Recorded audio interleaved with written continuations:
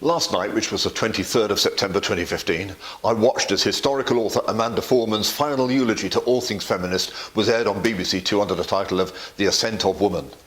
The subject apparently was women in revolutions, so we heard about a woman guillotined by the Jacobins for not being politically savvy enough.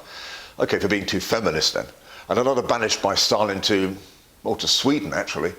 No balancing point of view was allowed as the blasphemous Russian group Pussy Riot were allowed to voice their views, and the racist and eugenicist Margaret Sanger was eulogised by her creepy grandson Alexander Sanger, the current president of Planned Parenthood, the world's biggest mass murderer. Sorry, abortionist.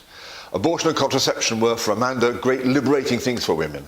No one said, excuse me. She even tried to say women had driven the so-called Arab Spring, which has done so much to advance the cause of Al-Qaeda, that well-known bastion of feminism around the Middle East.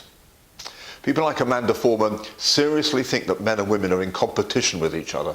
For her, there is a race of men over there and a race of women over here, and there is a political and economic cake of a certain size, and in her zero-sum game, the more of the cake the race of men have, the less of it will be eaten by the race of women. I see society differently.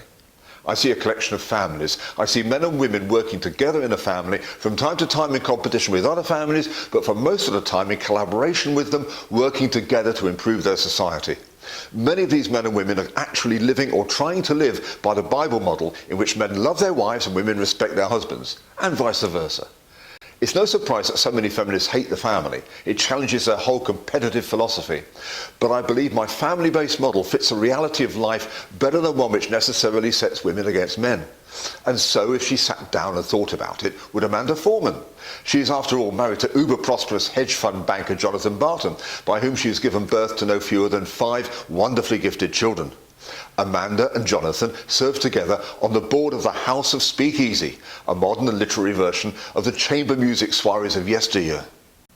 I doubt you will find too much fighting over the cake in the Barton Foreman household. These are wealthy people who can indulge their potted feminism. In the real world, men and women are too busy working together, trying to make a living, to waste time fighting over whose job it is to dig and plant the farm, make goods, find a market for their produce, build and furnish the house, cook the food, hunt the antelope, a few still do, or have the babies. They are in it together, and they divvy up the jobs according to what has always worked best, not according to some ideological grid. Would that rich, posh Westerners would stop through the NGOs they and their friends finance and run, and on broadcast media, trying to set women and men at each other's throats. Let's all grow up a bit, eh? Historical authors included.